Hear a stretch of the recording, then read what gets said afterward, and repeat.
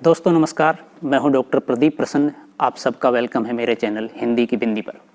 आइए आज कुछ नई बात सीखते हैं नए टॉपिक के साथ में।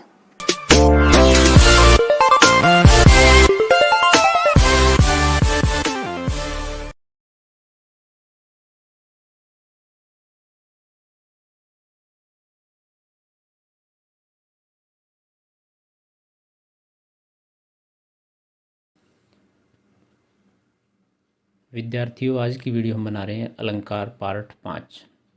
इससे पहले हम अलंकारों को लेकर के लगातार वीडियो बना रहे हैं और अलंकार का अर्थ, परिभाषा, उसके भेदों को लेकर के वीडियो बना चुके हैं।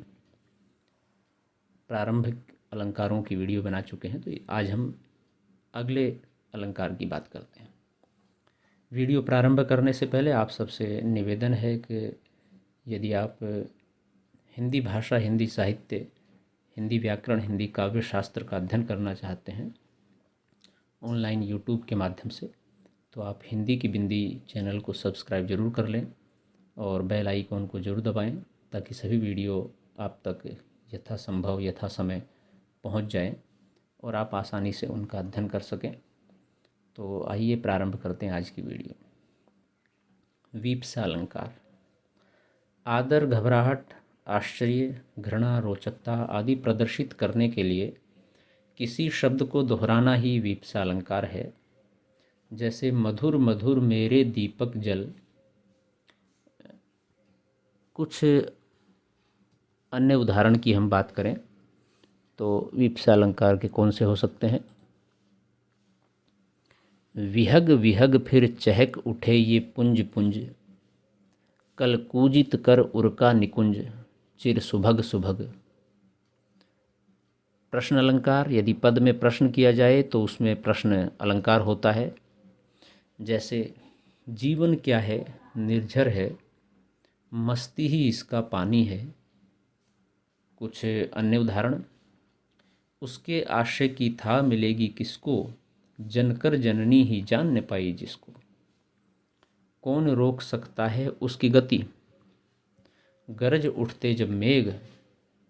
कौन रोक सकता विपुल नाद, 200 वर्ष आयु यदि होती तो क्या अधिक सुखी होता नर। तो ये विप्सा और प्रश्न अलंकार के उदाहरण हैं। शब्द अलंकार हम ऊपर पहले पूर्व की वीडियो में हम समझा चुके हैं। अब हम बात करते हैं अर्थ अलंकार की। तो जिस अलंकार में अर्थ के प्रयोग करने से कोई चमत्कार उत्पन्न होता है वे अलंकार अर्थालंकार कहलाते हैं। दूसरे शब्दों में जहाँ अलंकार अर्थ पर आश्रित हो, अर्थालंकार में शब्द बदल देने पर भी अलंकारत्व नष्ट नहीं होता, क्योंकि वहाँ अर्थ प्रमुख बात करता है। जो अर्थ ग्रहण हो रहा है वह अर्थ निकलना चाहिए। यदि वह अर्थ निकलता है तो शब्द के परिवर्तन से, उसके पर्यायवाची शब्द से भी ग्रहण होता है तो भी कोई दिक्कत नहीं, वो अर्थ के आधार पर अलंकार की पहचान होगी। लेकिन वह शब्द न बदला जाए जिसके कारण कि अर्थ ग्रहण होता हो। अर्थालंकार में शब्द बदल देने पर भी अलंकार नष्ट नहीं होता। सरल शब्दों में अर्थ को चमत्कृत या अलंकृत करने वाले अलंकार अर्थालंकार होते हैं। जिस शब्द से जो अर्थालंकार साधता है उस शब्द के स्थान पर दूसरा पर्याय रख देने पर भी वही अलंकार सधेगा, क्योंकि इस जाति के अलंकारों का संबंध शब्द से न होकर अर्थ से होता है। केशव ने कवि प्रिया में, दंडी ने 700 ईस्वी पूर्व के आदर्श पर 35 अर्थालंकार गिनाए हैं, यानी कि 35 तरह के अर्थालंकार होते हैं। जसवंत सिंह ने भाषा भूषण में 909 अर्थालंकारों की चर्चा की है। दूल्हे के कवि कुल कंठाभरण जयदेव के चंद्रालोक और अप्पे दीक्षित के कुल्यानंद में 995 अर्थालंकारों का विवेचन है। अर्थात कहने का तात्पर्य है बहुत सारे अर्थालंकारों का विवरण अलग अलग विद्वानों ने दिया है। और ख़ास तौर से आप हिंदी के विद्यार्थी यदि हैं तो आप जानते होंगे रीति काल को एक तरह से अलंकार काल भी कहा जाता है, और उसमें खूब लक्षण ग्रंथ लिखे गए अलंकारों को लेकर के और रीतियों को लेकर के। तो अर्थालंकार के हम प्रमुख भेदों की बात करें जो ज़्यादा प्रचलित हैं प्रमुख रूप से, खासतौर से परीक्षाओं में जिनके बारे में अक्सर पूछा जाता है। तो उपमा, रूपक, उत्प्रेक्षा, अतिशयोक्ति, दृष्टांत, उपमेय उपमा, प्रतिवस्तु उपमा, अर्थांतर न्यास, काव्यलिंग, उल्लेख, विरोधाभास, स्वभावोक्ति, अलंकार, संदेह, मालोपमा, अन्वय, प्रतीप, भ्रांतिमान, अपनहोति, दीपक, तुल्योगिता, निदर्शना, समासोक्ति, अप्रस्तुत प्रशंसा, विभावना, विशेषोक्ति, असंगति और परिसंख्या। तो हम इनमें से कुछ या लगभग ये सभी अलंकार हम यहाँ पर प्रस्तुत करेंगे। कुछ अलंकारों को लेकर के बात करेंगे जिससे कि आप बेहतर तरीके से समझ पाएँ। सबसे पहले उपमा अलंकार। तो उपमा अलंकार की पहचान क्या है, उसकी परिभाषा क्या है? समान अर्थ के, समान धर्म के आधार पर जहाँ एक वस्तु की समानता या तुलना किसी दूसरी वस्तु से की जाती है वहाँ उपमा अलंकार होता है। यानी कि यहाँ 2 चीज़ें 3 चीज़ें महत्वपूर्ण होगी। किसी न किसी वस्तु से दूसरी वस्तु की तुलना की जाएगी समानता के आधार पर, वैसी है नहीं लेकिन वैसी लग रही है, वैसा कहा जाएगा उसको, तो वहाँ पर वो उपमा है, उसकी उपमा दी जा रही है। उप का अर्थ है समीप, समीप से, और माँ का तोलना या देखना, यानी कि समीप से देखना, उसको तोलना समीप से। तो उपमा का अर्थ है एक वस्तु दूसरी वस्तु को रखकर समानता दिखाना। अतः जब 2 भिन्न वस्तुओं में समान धर्म के कारण समानता दिखाई जाती है तब वहाँ उपमा अलंकार होता है। उपमा के 4 अंग होते हैं। उपमेय, जिसकी उपमा दी जाए अर्थात जिसकी समता दूसरे पदार्थों से दिखलाई जाए उसे उपमेय कहते हैं। जैसे उसका मुख चंद्रमा के समान सुंदर है। वाक्य में मुख की चंद्रमा से समानता बताई गई है, अतः मुख उपमेय है। दूसरा है उपमान, जिससे उपमा दी जाए अर्थात उपमेय को जिसके समान बताया जाए उसे उपमान कहते हैं। जैसे उपमेय यानी कि मुख की समानता चंद्रमा से की गई है, अतः चंद्रमा उपमान है। मुख उपमेय, चंद्रमा उपमान। तीसरा है साधारण धर्म, गुण धर्म जिसे कहते हैं।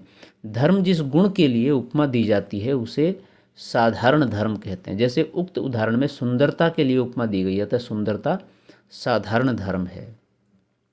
चौथा है वाचक, यानी कि उपमेय और उपमान के बीच की समानता बताने के लिए जिन वाचक शब्दों का प्रयोग होता है उन्हें ही वाचक कहा जाता है। दूसरे शब्दों में जिस शब्द के द्वारा उपमा दी जाती है उसे वाचक शब्द कहते हैं।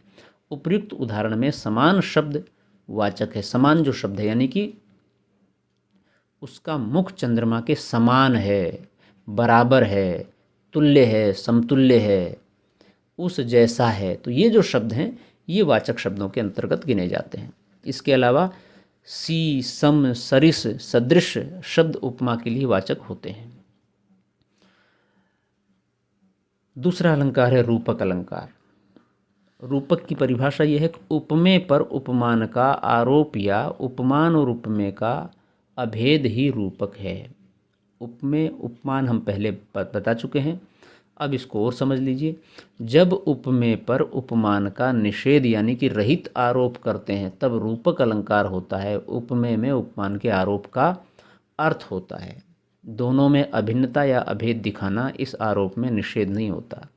जैसे यह जीवन क्या है, निर्झर है। इस उदाहरण में जीवन को निर्झर के समान न बताकर जीवन को ही निर्झर कहा गया है। निर्झर के समान नहीं है, जीवन क्या है, निर्झर है, स्वयं निर्झर है। तो वहाँ पर कोई उपमा नहीं दी गई है बल्कि उसके समान बताया गया है, अतएव यहाँ रूपक अलंकार है, एक रूप गढ़ा गया है। दूसरा उदाहरण है कि बीती विभावरी जागरी, अंबर पनघट में डुबो रही, तारा घट उषा नागरी। यहाँ उषा में नागरी का, अंबर में पनघट का और तारा में घट का निषेध रहित आरोप हुआ है। उषा में नागरी का, अंबर में पनघट का और तारा में घट का निषेध रहित आरोप हुआ है, अतः यहाँ रूपक अलंकार है। कुछ अन्य उदाहरण जैसे कि मैया मैं तो चंद्र खिलौना ले हों, चरण कमल बंधु हरि राई, राम कृपा भव निशा सिरानी, प्रेम सलिल से द्वेष का सारा मल धुल जाएगा। तो ये सारे उदाहरण, चरण सरोज पखारण लागा, पायो जी मैंने नाम रतन धन पायो, एक राम घनश्याम हित चातक तुलसीदास। तो ये सारे उदाहरण रूपक के हैं, इनमें कहीं ना कहीं रूपक दिखाई देता है। तो विद्यार्थियों, ये थी आज की वीडियो। आपको कैसी लगी हमें ज़रूर बताएं। आशा करते हैं वीडियो आपने पूरी देखी और आपके लिए लाभान्वित होगी। यदि आपके मन में कोई सवाल, कोई जिज्ञासा, कोई प्रश्न है तो आप कमेंट्स के माध्यम से बताइए, हम उसका समाधान करने का प्रयास करेंगे। वीडियो यदि आपको अच्छी लगी हो तो इसे लाइक कीजिए, शेयर कीजिए, कमेंट्स कीजिए और चैनल को सब्सक्राइब करना न भूलें। नेक्स्ट टॉपिक के साथ नेक्स्ट वीडियो में फिर मिलते हैं। तब तक के लिए शुक्रिया, नमस्कार।